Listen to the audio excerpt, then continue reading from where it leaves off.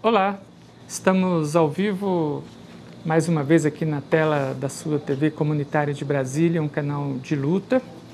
E hoje, sexta-feira, nós vamos estar reprisando novamente esse programa aí diversas vezes, dia 2 de março de 2012. Estamos aqui nos nossos estúdios ao vivo para conversar com Pedro Batista, meu grande amigo, de volta a Brasília. É um prazer estar aqui com meu camarada Paulo Miranda aqui no estúdio da nossa TV. É um cara de luta, é um cara de tudo. Poeta, de boteco, sabe muito da vida. E estava no Paraíso lá em Peruíbe, lá em São Paulo, lugar lindíssimo, uma praia assim que tem areia monazítica, segundo os cubanos. É a melhor areia monazítica da América Latina. E lama negra. Lama negra naquele a maior área de Mata Atlântica, a maior área de reserva de Mata Atlântica, que é a Juré e Itatins. Mas como é que fica assim? Você estava em Brasília, vai para aquele paraíso e volta de novo, apesar que antes disso você fez um estágio aí pelo Pará, uma região que você conhece bastante, as comunidades ribeirinhas do Amazonas.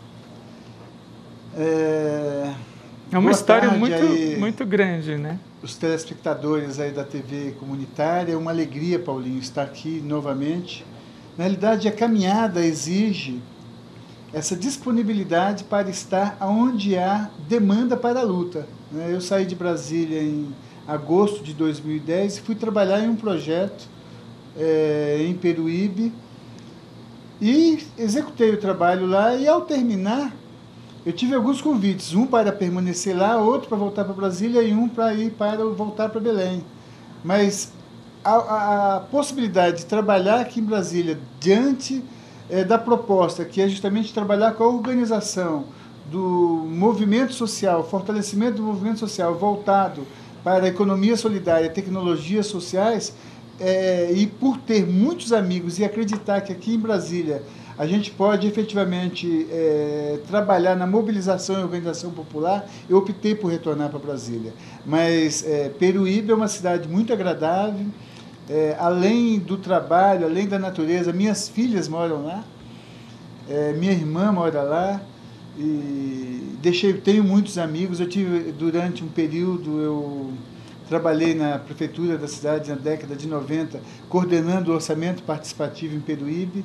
Então foi uma experiência muito rica, mas retornando a Brasília, na mesma perspectiva, contribuir com o movimento social, contribuir com a luta, contribuir com a mobilização e organização do povo. Porque, Pedro, você é difícil definir, né? Porque você é um multifaceta assim, nessa área, nesse movimento social. É poeta, é escritor, já lançou um livro, Candeeiro do Tempo, esse foi ano passado, já foi 5 vezes a Portugal, 5 lançamentos. Chegou a lançar também a Marcha Interrompida, que chegou a ser lançado na ONU, lá em Nova York, que é sobre o massacre de Eldorado de Carajás. Esse seu compromisso com a luta pela reforma agrária no Pará. Teve o único deputado no exercício do mandato, assassinado nesse país, é irmão dele, e ele tem um livro sobre o João Batista, que é irmão do nosso colega aqui na tela, Pedro Batista, que é um mártir da luta pela reforma agrária nesse país, e foi assassinado em 6 de dezembro de 88, quer dizer, tem toda aí uma trajetória, uma bagagem riquíssima desse sofrimento, também das alegrias, dos movimentos, que o movimento é cheio de altos e baixos, mas quer dizer, a gente que está na luta não pode parar nunca, e na luta ninguém se cansa, como é o grito de guerra do MST, Eu vindo para cá, eu almocei aqui ao lado da TV comunitária. E, chegando no restaurante, reencontrei uma pessoa que eu não via desde o assassinato do meu irmão, em 88. Apolonildo Sena Brito. Jornalista.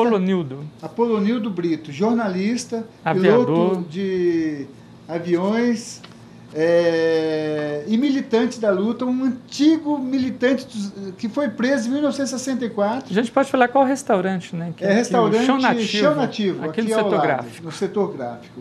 E durante esse reencontro com o Apolonildo, nós conversávamos sobre isso. O que nos move? O que move a humanidade? Ou a gente busca efetivamente atuar na construção de uma sociedade mais justa, preservando aqueles valores humanistas, de solidariedade, de indignação, de combate à exploração dos mais pobres pelos poderosos, da busca de construção de um Estado que efetivamente esteja a favor dos que mais necessitam, ou a gente se deixa abater e abandona a luta, consegue um cargo público, acumula recursos, passa a ter uma vida usufruindo tudo que a tecnologia, que esse tempo que nós vivemos nos oferece. Então nós temos essa escolha. E esse assunto que você coloca... Então eu tenho, nesse tempo, uso meu trabalho como assessor de imprensa, uso meus livros, uso a minha militância, uso a minha dedicação, o seu cérebro, né, para pensar e escrever. Por ainda crer que é possível construir uma sociedade justa, uma sociedade mais fraterna, mais solidária, uma sociedade socialista. Eu ainda acredito, né? Apesar de tantos desenganos, de tantas traições. Tem um livro que foi escrito nos anos 80, se eu não estou enganado, chamado Rumo à Estação Finlândia. Eu não me recordo o nome do autor. Mas o livro ele faz uma análise das traições às revoluções, desde a Revolução Francesa até a queda do muro em 1990 na Alemanha. Então, a luta do povo ela tem sido vítima de traições, as mais variadas traições. No entanto, ao mesmo tempo, a luta do povo ela continua sendo um celeiro, uma fonte de falsas promessas, né? De inspiração para a luta. Existem as falsas promessas, existem as traições, os oportunistas, carreiristas. Político, né? Mas o povo, apesar de tudo, eu tenho convivido com um grupo de estudantes da UNB neste mês de janeiro e fevereiro, ligado ao programa Fazer Solidário, e tenho descoberto tantas pessoas jovens comprometidas com a luta, e eu conheço tanta gente que, apesar de tanta oportunidade para mudar de lado, ainda permanece ao lado do povo. Então, há as traições históricas, desde a Comuna de Paris até hoje, mas, ao mesmo tempo, ainda há resistência. Com certeza absoluta, e a juventude não está alienada. Bem, teve um lance muito legal aí que você estava postando no Facebook, suas fotos e tal, eu acompanhei, claro, a gente fica muito curioso, e a gente que leva essa vida mais burocrática aqui em Brasília, né, não tem a chance de estar fazendo o que você que está mais solto no mundo pode fazer, essa viagem maluca aí de barco para resgatar a história do general Martim Soares Moreno, né, que era apaixonado da Iracema. Aliás, é uma história complicada do Zé de Alencar com Iracema e esse general. Que história maluca é essa? Mas você mais vomitava no barco do que ficava lúcido? Veja só, primeiro, conseguiu fazer isso? O autor do Rumo à Estação Finlândia é Edmund Wilson. Vale a pena uma leitura que, no momento que nós vivemos, é importante. Agora, veja só, quando eu estava em Portugal lançando Candeeiro do Tempo, eu fiz vários lançamentos, eu recebi um convite de um navegador português para atravessar o Atlântico, refazendo a trajetória de Martim Soares Moreno. Martim Soares Moreno foi um general de Portugal que veio para o Brasil em 1530, e viveu no Brasil por quase 50 anos e acabou indo embora por não concordar, naquele momento, com a corrupção que já estava existindo. E Martim Soares Moreno, ele é o personagem que no livro Iracema, de José de Alencar, Iracema é apaixonada. Será que ele fugiu da corrupção de Portugal? Porque a corrupção de Portugal ele estava aqui, desiludido, né? Tanto com Portugal, que veio para o Brasil, e se desiludiu com Portugal. Martim Soares Moreno, ele foi um general que morreu pobre, que viveu pobre, que teve... E o livro de José de Alencar, Iracema, retrata uma parte da vida deste militar que veio para o Brasil em 1530. E este navegador português, que é um doutor em física e é um professor no Canadá e que já viveu no Brasil, ele é especialista em Padre Antônio Vieira, mas ele iria refazer a trajetória desse general. E eu fui convidado para participar da expedição. Então, Antônio Abreu Freire e João Peralta, dois senhores, um de 67, outro de 75 anos, e eu, que nunca tinha entrado no mar, pela primeira vez tive essa experiência, embarcamos em um veleiro de 12 metros, 44 pés, Triunfo, o nome do veleiro, saindo de Guarujá, e para fazer a rota até Salvador, e de lá seguiríamos pelo Nordeste para, em São Luís do Maranhão, atravessar e sair na Espanha, em Sevilha, depois ir para Portugal. Só que a viagem não aconteceu na sua integralidade. Eu participei de 900 milhas, que foi o período da viagem. De Guarujá a Salvador foram 15 dias sob tempestade, muita chuva, e os 2 primeiros dias eu coloquei tudo que eu podia para fora. Mas foi uma experiência riquíssima e que eu repetiria quantas vezes fosse necessário. Você passou muito mal, vomitava muito, mas eles diziam para você que existe o marinheiro que vomita e o marinheiro que é mentiroso. Mas e eles passavam mal ou não? Acho que não, né? Nessa altura. O Antônio, ele já... Esta viagem, que não chegou a ser concluída porque o barco teve problemas e em Salvador a viagem foi suspensa, ele já atravessou 15 vezes o Atlântico, de Portugal para o Brasil. E ele teve uma experiência na Segunda Guerra, aos 18 anos ele foi piloto de B-52, então ele já vomitou em muitas travessias, né? E o João também, o João mais velho, também vomitou muitas vezes. Nesta viagem nossa eles não sofreram, mas o que se diz dentro das embarcações é que há 2 tipos de embarcados: os que vomitam e os que mentem. Eu vomitei 2 dias direto, não tem como mentir. Mas foi uma experiência muito rica, principalmente o nível de discussão que nós 3 travamos.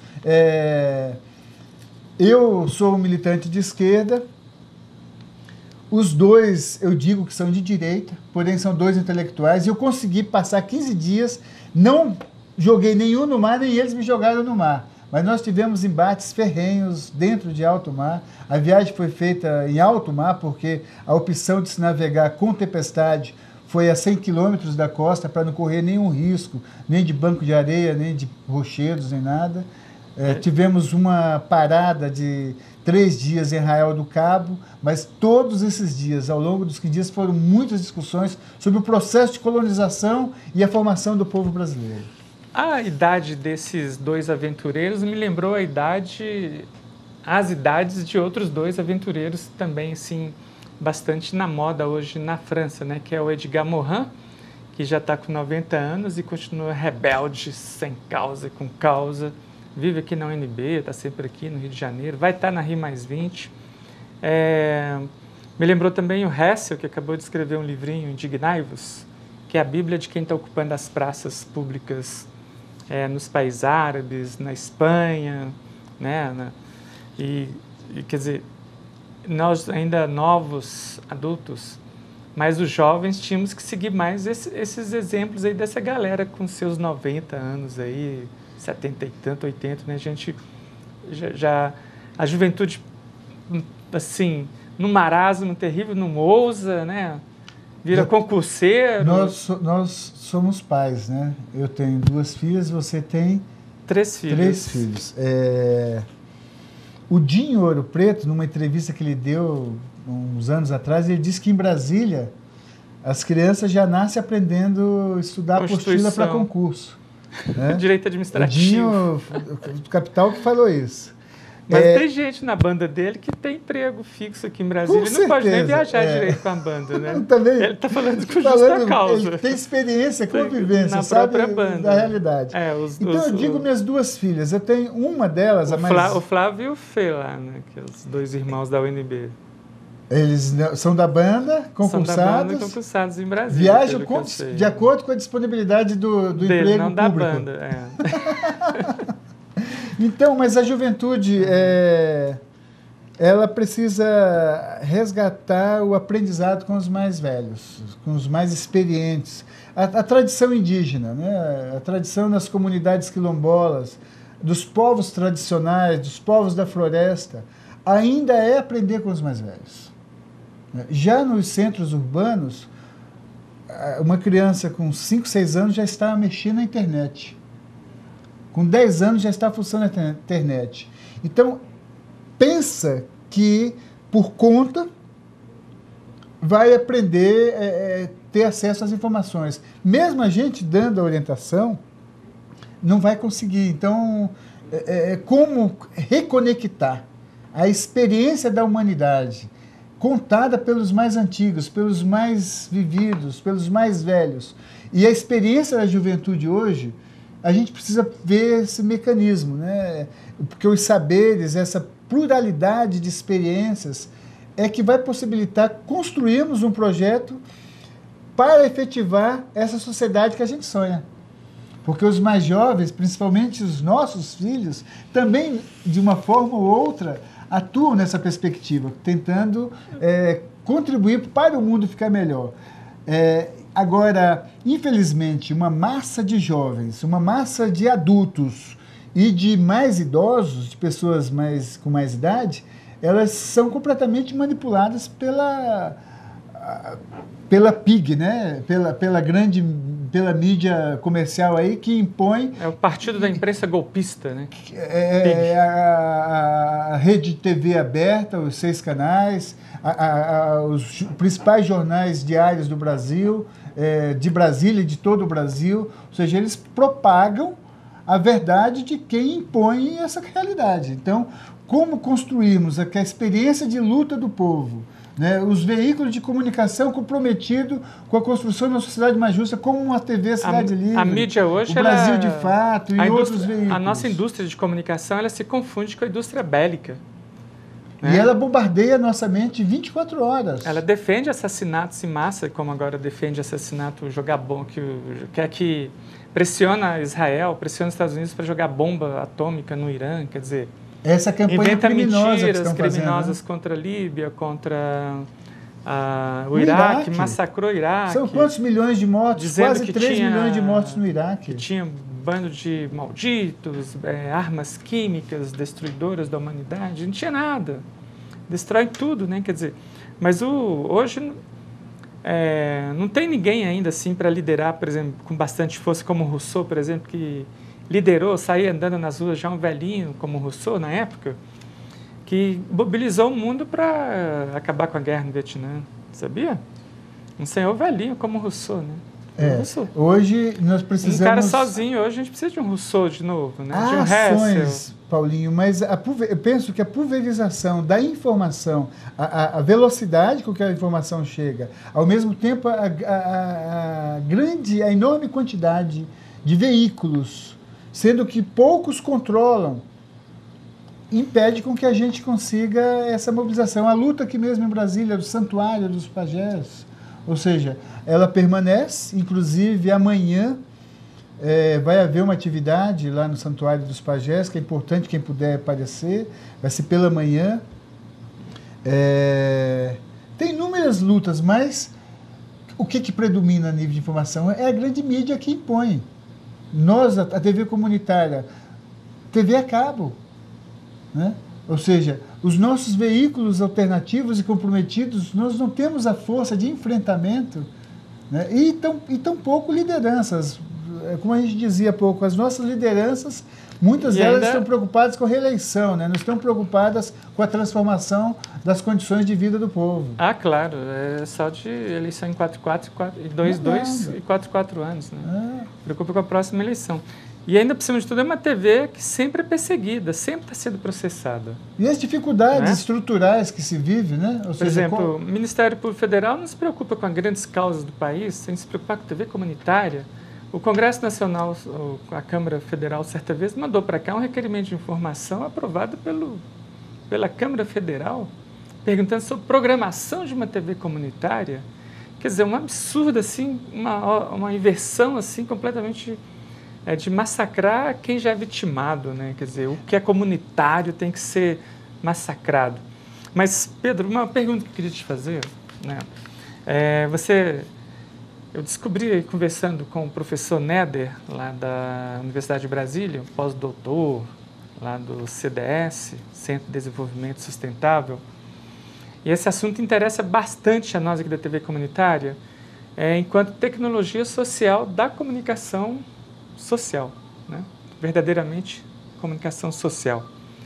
Como que você vê essa possibilidade, né, de a gente incrementar mais esse assunto dentro da TV Comunitária, com você vindo para Brasília, e nós aqui já até conversamos aí com o Diego, né? Estamos colocando à sua disposição para trazer Brasília aqui para dentro com essa discussão sobre as tecnologias sociais via Universidade de Brasília. Veja só, Paulinho e telespectadores e meus amigos e amigas, a luta contra o sistema capitalista, que eu tenho dito que o capitalismo é um morto que não caiu e que insiste em permanecer de pé, massacrando o novo, que são os nossos sonhos e a possibilidade de construir uma sociedade mais justa. E este combate, hoje, as ações de economia solidária, que são os grupos organizados em todo o Brasil, são milhares de experiências que vão desde as mulheres quebradeiras de coco babaçu no Maranhão, os pescadores do Pará, pessoal que trabalha com erva mate no Sul, as costureiras aqui de Santa Maria, aqui em Brasília, os grupos que trabalham com cultura em São Sebastião, aqui no Distrito Federal. A Escola de Mídia Comunitária. A Escola de Mídia Comunitária aqui, que é a TV Cidade Livre. Então, claro, são milhares de experiências que existem em todo o Brasil e que precisam ser propagadas. Por quê? Porque são tecnologias sociais. O que são tecnologias sociais? São ações que trabalham com a economia produtiva ou prestação de serviço de forma criativa e que podem ser replicadas de forma barata e até gratuita, que possibilitem congregar grupos e melhorar a qualidade de vida das outras pessoas. Então, você tem inúmeras ações. Ou seja, a UNB, através do Fazer Comunitário, da Faculdade de Educação, que tem o Virgínio Beltrame como o coordenador dessa ação, que foi o responsável pelo meu retorno para Brasília, está discutindo, está para iniciar um trabalho que pretende criar uma rede de empreendimentos de economia solidária no Distrito Federal. E nós estamos discutindo dentro dessa ação como vincular ao processo de propagação das tecnologias sociais para que não só o Distrito Federal, mas que a nível nacional, isso possa efetivamente servir na luta contra o sistema. Ou seja, nós já trabalhamos na luta no dia a dia, organizando os grupos, mas é preciso propagar isso, é preciso. Então eu fico feliz, eu agradeço, eu virei e quero, porque acredito que a TV comunitária, como eu tenho acompanhado ao longo desses anos, sempre serviu a esse sonho. Então usaremos este veículo nessa ação para propagar as tecnologias sociais, as experiências e empreendimentos de economia solidária e criativa, porque não faltam grupos de poetas, contistas, artistas de teatro, músicos, que também estão na mesma batalha, propagando o seu trabalho, a sua ideia e enfrentando dificuldades. Então, a TV comunitária, como já tem sido, e como vocês estão ofertando esse espaço, pretendo usar. Ou seja, para que possamos trabalhar na propagação, no fortalecimento das experiências que estão sendo desenvolvidas. O que a gente sente muita falta. A gente ouve falar em economia solidária, em tecnologias sociais, mas a gente não consegue contextualizar isso aqui dentro e explicar melhor para o telespectador da TV comunitária como funciona, onde funciona. Assim, para quem tem interesse, desde montar um grupo de economia solidária para sobrevivência, para geração de emprego e renda, até para quem tem interesse acadêmico de estar estudando mais o assunto, entrando mais no mérito. São inúmeras as experiências. Aprofundando mais, até em termos de academia, né? O que significa essas duas questões e como essa mistura funciona. Eu acho muito bacana a gente usar a TV comunitária como um instrumento realmente de tecnologia social. Isso, não só no ouvir dizer, mas assim de mérito, né? Trazer e mostrar. Isso. Não faltam experiências, não faltam exemplos.